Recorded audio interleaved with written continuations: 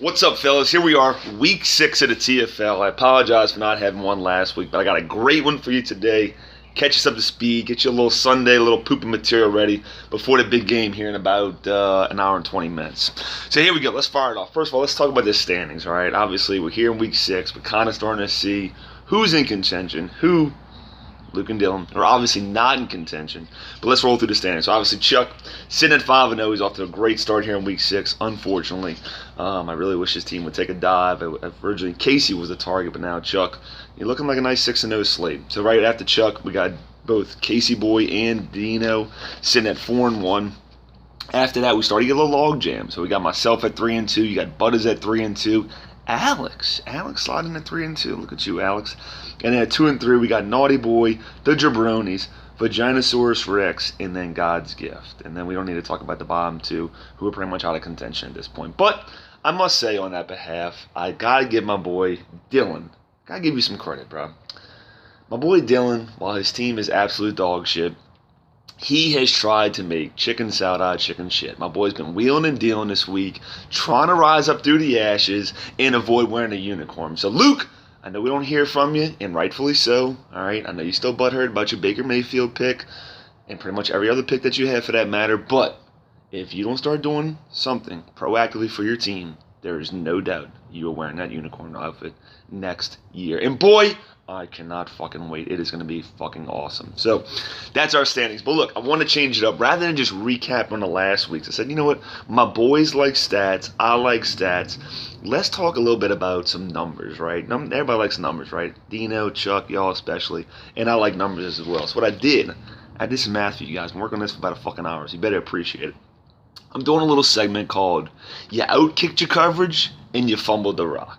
Meaning basically, who did you boom on, who did you bust on? So I'm kind of just going to go back through the draft, quick recap, who you took where, how those picks panned out, so on and so forth. So just kind of going through the draft order. So first of all, we have my boy Naughty, all right?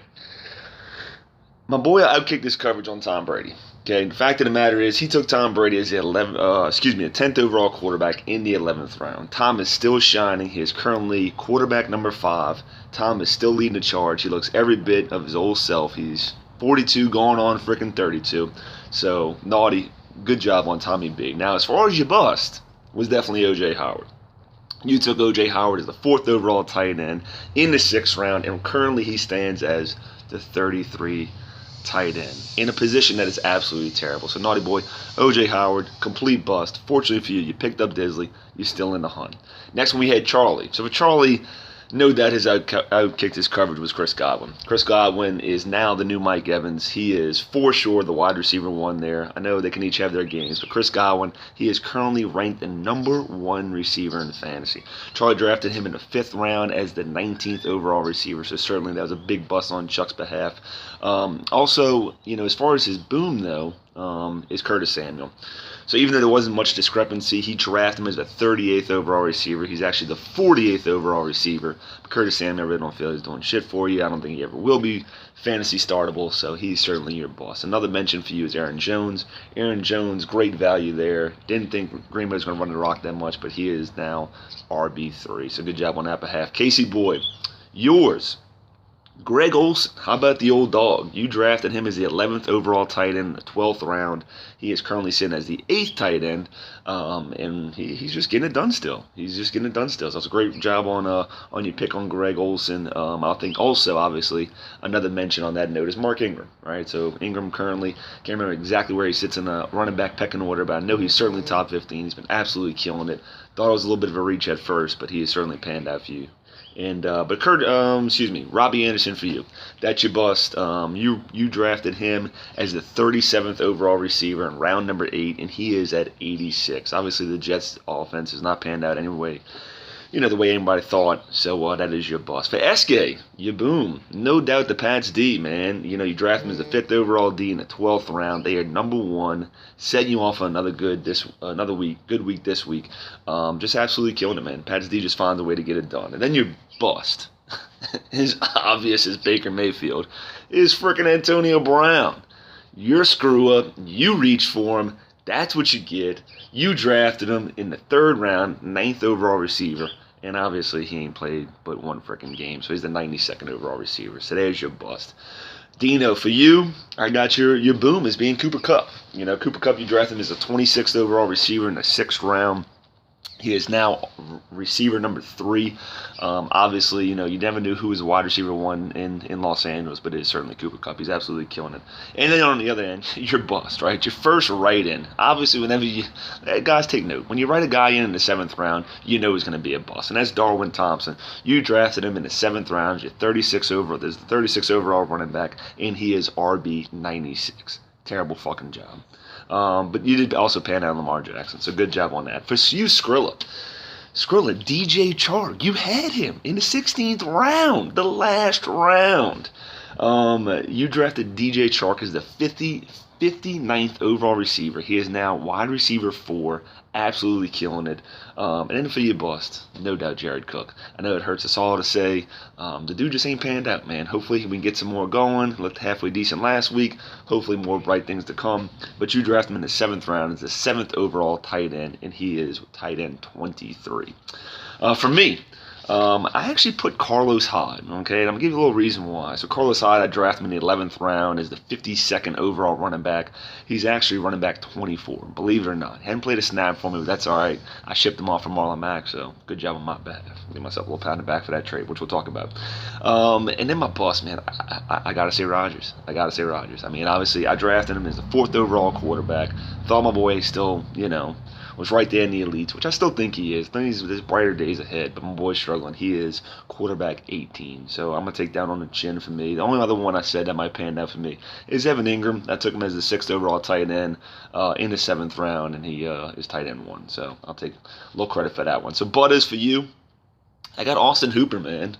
Austin Hooper, dude, coming through. I mean, you drafted him as the 9th overall tight end. He is the 2nd tight end. He is number 2 currently in the rankings. Did not foresee him killing it like that, but he's doing a hell of a job for the Falcons. But your bust, I gotta say Gurley, Butters. I gotta say Gurley. I know he's running back 17, but you did not take him in the 8th overall pick to be RB 17. He's certainly not tired of the past 2 years. He's out this week.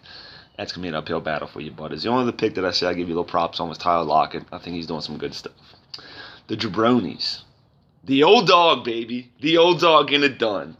Round 16, my boy takes Frank Gore. RB 59 when drafted. The old dog currently sitting at top 20, at the 20 spot.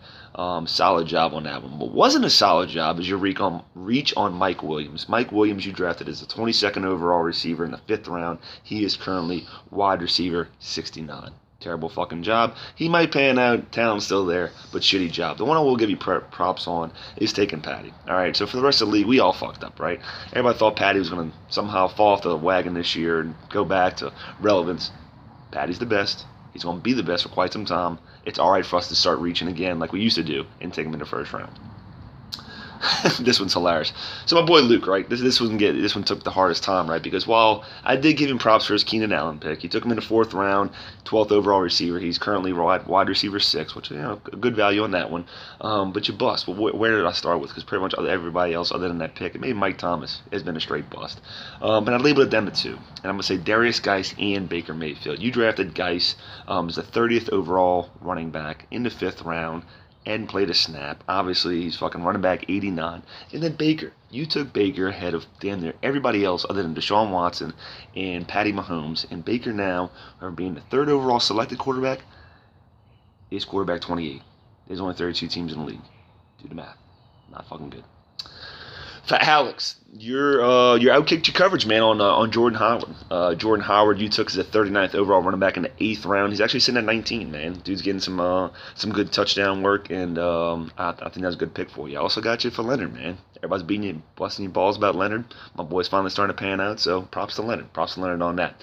You bust, however, is Corey Davis. Nobody even knows if he still plays in the league at this point. I guess he plays for the Titans. I really don't know. You took him as a 42nd overall receiver. He ranks as a 65th overall receiver. And quite frankly, I didn't even know he caught a pass this year. Dylan, for you, same thing like Luke. I don't even know where to give you props, but I gave you props. Matt Breida panned out a little bit, mostly because of the Tevin Coleman injury. But nonetheless, you took him as a 28th overall running back in the 5th round. He's now the 18th overall running back, although I don't think that's going to uphold now that Tevin Coleman's back. Dino, your trade, stupid. We'll get to that in a second. But nonetheless, your bust, however, was Duke Johnson. No question. Right after Breida, you took Duke Johnson, 29th overall. You took Duke Johnson before him. But nonetheless, he's the 38th overall running back. He ain't doing jack shit in Houston. So I'll fuck up there. So let's talk about the trades real quick. So obviously, I was able to get Marlon Mack and Devin Singletary off of Dylan. You know, my boy Dylan's coming through the ashes. I gave him a plethora of players: Austin Eckler, Carlos Hyde, Tyrell Williams, and the Vikings D. Thing worked out for me better, but Dylan, obviously, with his team being so dog shit, it couldn't help to at least now he has almost every single starter projected double-digit points for the first time all season. So my boy hopefully is avoiding the unicorn. And other than that was Dino's trade. Dino, quite frankly, I think you're an idiot. You gave away Travis Kelce for literally peanuts on the dollar, shipping away Travis Kelce. You got Delaney Walker. What the fuck is he going to do? He's dog shit. And I know you're high on Matt Breida, but I don't know if you watched the game on the Sunday night game, but Tevin Coleman is the real fucking deal. So while they're still going to split carries, I don't foresee Matt Breida being a continuous top 20 back. He might have games. He might pop big runs, but I don't foresee that. So I only got a few minutes left. Let me jump into the projections for this week, and then we'll kind of go from there. So come on, bitch, hurry up and load. All right, so scoreboards. Let's talk about it. So right now, I'm going to talk about my game against Skrilla. He's up on me 15-5 right now. Edelman had a good game on Thursday night. I had Mike Nugent, the kicker for the Pats.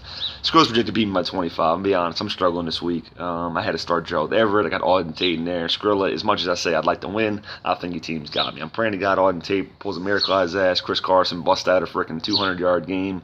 I do got DJ playing. I like Rodgers against the Lions on Monday night. As painful as me to say to go against my team, I think you'll fucking beat me. But nonetheless, I set my team up for the long run. My boy Marlon Mack. Singletary eventually will get going.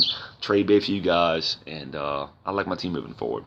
Next one we got, so Chuck, I'm looking at it, off to a strong start against Naughty Boy, 73-45. Obviously, we got the Sunday day game going on in London right now.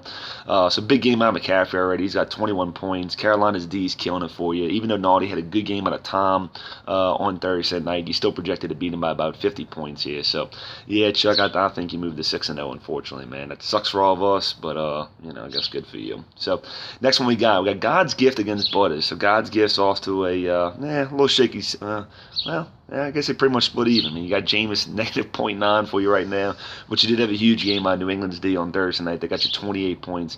You're beating Butters right now, 27-7. Butters got a little game out of James White, but right now Zeke's projected to beat him by 8 points. I actually see that sticking. I think Zeke's due for a huge game. This is the game I finally see that 140 and 2 touchdowns against the Jets.